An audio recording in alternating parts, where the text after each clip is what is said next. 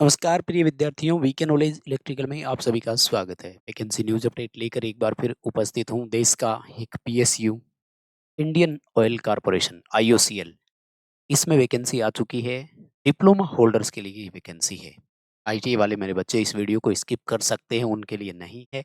लेकिन अगर आप डिप्लोमा होल्डर है तो फिर आपके लिए बड़ी शानदार भर्ती मैं इसे कहूँगा।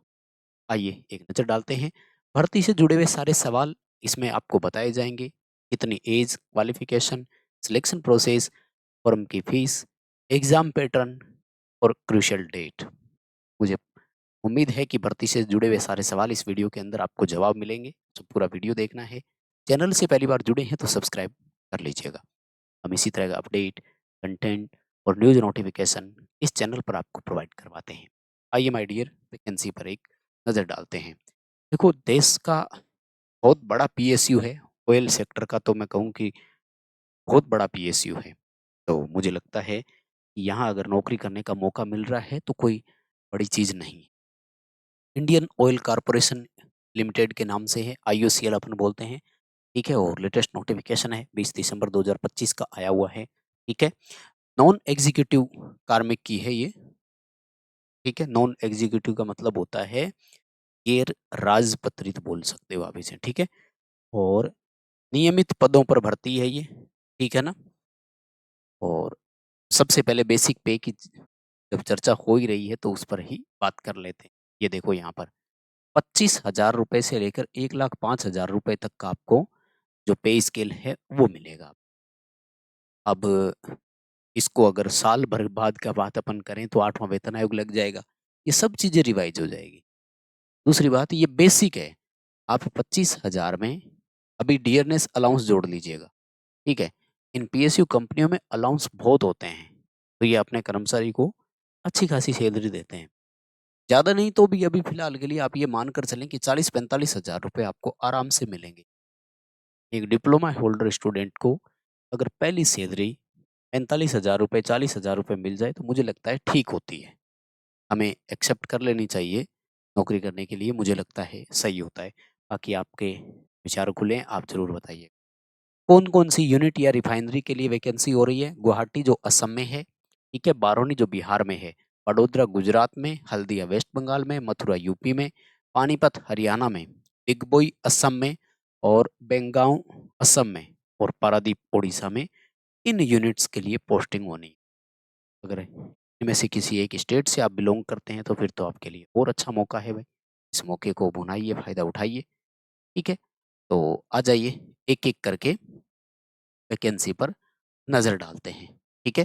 सबसे पहले junior engineering assistant grade 4 production की, और ये यूनिट वाइज़ है, यहाँ आप देख सकते हैं। जैसे गुवाहाटी में 17 है, बरौनी में 51, गुजरात में 75। ठीक है? हरियाणा का जो पानीपत है इसमें 19। ठीक है? ये आप अपने-अपने हिसाब से देख सकते हैं। यूपी का जो अपना मथुरा है इसमें 12 सीटें हैं। यानी प्रोडक्शन में आपने अगर इंजीनियरिंग कर रखी है, वो डिप्लोमा कर रखा है, क्या क्वालिफ़िकेशन है वो भी पूरी बता दूँगा, साथ में सीटें देख लो। यानी पे स्केल पर बात हो चुकी है। अब आ रही है पदों की संख्या, यानी पोस्ट कितनी है। तो junior engineering assistant grade 4 P and you. ठीक है, जो इसकी आपका रहेगा उसमें देखो सबसे ज़्यादा गुजरात में है 11 सीटें, गुवाहाटी में 6, बरौनी में 9, जो बिहार वाला है। ठीक है, और engineering assistant PU O and M, है ना, प्रोडक्शन जो यूटिलाइजेशन वाला है, ऑपरेशन एंड मेंटेनेंस वाला, इसमें पानीपत में 19 सीटें हैं।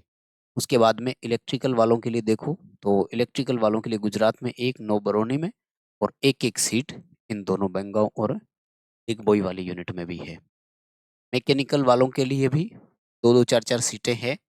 ठीक है, यानी सबसे ज़्यादा प्रोडक्शन वालों की, देखो प्रोडक्शन का डिपार्टमेंट है तो उनकी आएगी, है ना। अब विद्युत विभाग में इलेक्ट्रिकल वालों की सबसे ज़्यादा आती है, पीडब्ल्यूडी में सिविल वालों की सबसे ज़्यादा आती है। तो वो नेचर ऑफ जॉब भी तो डिपेंड करता है ना भाई, काम की प्रकृति कैसी है। ठीक है, इंस्ट्रूमेंटेशन वालों की भी है और कंट्रोल एनालिटिक्स वालों की भी है, फायर सेफ्टी वालों की भी है यहाँ पर। बस तो ये है इंजीनियरिंग के ब्रांच, मतलब स्ट्रीम बोल दो या जिस चीज़ में आपने डिप्लोमा कर रखा है।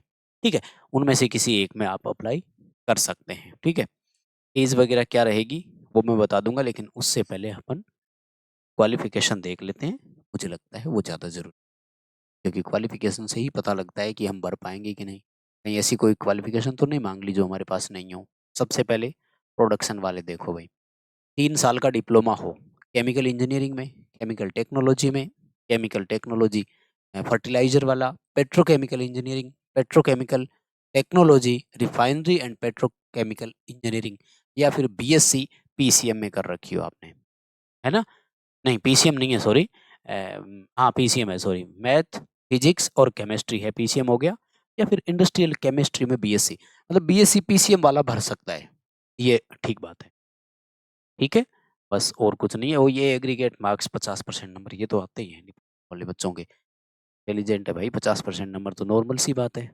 उसके बाद में देखो, पी एंड यू वाले के लिए असिस्टेंट ग्रेड 4 में, तो इसमें 3 साल का डिप्लोमा मैकेनिकल में, मैकेनिकल प्रोडक्शन इंजीनियरिंग में, इलेक्ट्रिकल इंजीनियरिंग में, इलेक्ट्रिकल एंड इलेक्ट्रॉनिक्स में, इलेक्ट्रिकल पावर सिस्टम में, electrical engineering industrial control system में, या फिर बीएससी पीसीएम। ठीक है, लेकिन इसके साथ साथ अलोंग विथ, मतलब इसके अलावा एक और चाहिए। वो क्या चाहिए कि आपके पास बॉयलर कम्पिटेंसी सर्टिफिकेट होना चाहिए, सेकंड क्लास का। अगर ये नहीं है तो फिर आपके पास बॉयलर अटेंडेंट में अप्रेंटिसशिप किया हुआ होना, यानी पी एंड यू डिपार्टमेंट के लिए या पोस्ट के लिए अप्लाई करने के लिए आपको डिप्लोमा के साथ साथ या तो बॉयलर का सर्टिफिकेट चाहिए या बॉयलर में अप्रेंटिसशिप चाहिए, दोनों में से एक। अकेली डिप्लोमा इंजीनियरिंग से कुछ नहीं हो वाला, ये ध्यान रखें। उसके बाद में अगर हम लोग बात करें यहाँ पर P and U O and M के लिए, तो उसमें 3 साल का डिप्लोमा इलेक्ट्रिकल में भर सकते हो, यहाँ एक्स्ट्रा कुछ नहीं है। इलेक्ट्रिकल एंड इलेक्ट्रॉनिक्स वाला भी भर सकेगा, इलेक्ट्रिकल पावर सिस्टम वाला भी भर सकेगा। यहाँ पर ये मौका है, फिर यहाँ से कर सकते हैं आप। ठीक है ना? और उसके बाद में जो असिस्टेंट ग्रेड 4 इलेक्ट्रिकल के लिए स्पष्ट है ना, जूनियर टेक्निकल असिस्टेंट जेटीए। ठीक है, तो इसके लिए भी 3 साल का इलेक्ट्रिकल इंजीनियरिंग में डिप्लोमा हो, वही सेम इलेक्ट्रिकल एंड इलेक्ट्रॉनिक्स में हो या पावर सिस्टम में किया हुआ हो तो भी चलेगा। तो मुझे लगता है ये दो ठीक है आपके लिए। हमारे जैसा कि चैनल के नाम से भी आपको पता लग रहा है, तो भाई इलेक्ट्रिकल वाले बच्चे ही हमारे पास सबसे ज़्यादा है। तो यहाँ इलेक्ट्रिकल वालों आपके लिए मौका है, मैकेनिकल वालों के लिए मैकेनिकल, और उसके बाद में इंस्ट्रूमेंटेशन वालों के लिए इंस्ट्रूमेंटेशन में किया हुआ हो या इलेक्ट्रॉनिक्स में किया हुआ हो। ठीक है, ये है आपके सामने। ये पूरा पीडीएफ नोटिफिकेशन भी आपको हमारे टेलीग्राम पर मिल जाएगा, लिंक डिस्क्रिप्शन में है। आप पूरा पीडीएफ नोटिफिकेशन डाउनलोड करें और उसके बाद ही इसको पढ़ें, फिर फॉर्म भरें। ठीक है, अब मैं आपको बता देता हूँ सिलेक्शन प्रोसेस। बताऊँ क्या? वही ज़्यादा ज़रूरी है मुझे लगता है ना। सिलेक्शन प्रोसेस में यही बता देता हूँ। ठीक है, पहले ही सुन लो। 100 क्वेश्चन आएंगे और 120 मिनट का समय मिले। ठीक है, तो आराम से हो जाएगा, कोई दिक्कत नहीं है। ये जो 100 क्वेश्चन है, इसमें 75 क्वेश्चन तो आपके रहेंगे ट्रेड स्पेशल, यानी टेक्निकल ब्रांच रिलेटेड रहेंगे, जैसे इलेक्ट्रिकल के हो गए, मैकेनिकल के हो गए। ठीक है, प्रोडक्शन वालों के लिए वो बीएससी पीसीएम और उनसे हो गए। उसके बाद में 25 क्वेश्चन जो है वो नॉन टेक के है। इनमें 15+10 का रेशियो रहेगा। ठीक है ना? तो किस किस के है वो भी मैं आपको बता देता हूँ, आ जाओ। ठीक है, एज लिमिट का 18 से 26 साल है, 31 दिसंबर, बाद में चर्चा कर लूँगा। अब पहले सिलेक्शन प्रोसेस बताने लग गए, तो पहले उसी पे ही ले चलता हूँ, ज़रूरी है। ठीक है ना? सिलेक्शन प्रोसेस का देखेंगे तो कहाँ गया भाई, इतना टाइम थोड़ी लगता है।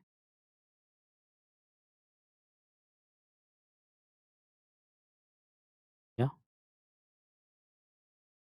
सॉरी टू से, रुक जाना भाई, ये रहा। ठीक है, तो यहाँ देखो 75 क्वेश्चन आपके सब्जेक्ट यानी आपकी ब्रांच से रिलेटेड रहेंगे। न्यूमेरिकल एबिलिटी आएगी 15, जनरल अवेयरनेस के आएंगे 10 क्वेश्चन, ये रहेंगे टोटल माय डियर आपके लिए। ठीक है, बस तो इतना ही आपको ध्यान में रखना है। और कुछ है क्या? कोई बात नहीं, अगर और कुछ भी जानना चाहिए तो आप नोटिफिकेशन से जरूर पढ़ लेना। ठीक है, अब मैं वापस आ जाऊँ एज वाले पर। 31 दिसंबर के अनुसार गणना की जाएगी एज की आपकी, और 18 से 26 साल की एज होनी चाहिए। ठीक है, मतलब इतनी छोटी एज में कैसे मिलेंगे इनको बच्चे? कोई बात नहीं, सुनो। 18 से लेकर 26, 26 ये देखो ये रहा, ठीक है। और ये जो है वो अनरिजर्व कैंडिडेट के लिए है। तो फिर रिजर्व कैंडिडेट को एज पर रिजर्वेशन छूट, जैसे ओबीसी से हो तो 3 साल की छूट मिल जाएगी। यानी ओबीसी का कोई कैंडिडेट है तो 29 साल की एज तक अप्लाई कर सकेगा। एससी या एसटी में कैंडिडेट है तो उसको 5 साल का रिलैक्सेशन मिलेगा, यानी वो 31 ईयर तक अप्लाई कर सकेगा। 31 दिसंबर 2025 के अनुसार आपके इसकी गणना की जाएगी, ठीक है। बस तो आपको यही ध्यान रखना है। और उसके बाद में जो क्रूशल डेट मैं आपको बता रहा था, है ना, कैसे अप्लाई करना है, उसका भी इसमें डेट है दिया हुआ सारा, ठीक है। आज थोड़ा सा मैंने नहीं देखा इसलिए टाइम लग रहा है। हाँ, 20 दिसंबर 2025 से अप्लाई होना स्टार्ट होगा और 9 जनवरी 2026 लास्ट डेट रहेगा। तो इस बीच समय निकाल पड़ते हैं। बस माय डियर, इतना ही था अपडेट। वीडियो लाइक करके दोस्तों तक शेयर कर दीजिए, पहुंचा दीजिए, ताकि जो भी एलिजिबल कैंडिडेट है कम से कम वो तो इसमें भर सके। चैनल को भी सब्सक्राइब जरूर कर लेना। बहुत बहुत धन्यवाद, थैंक यू।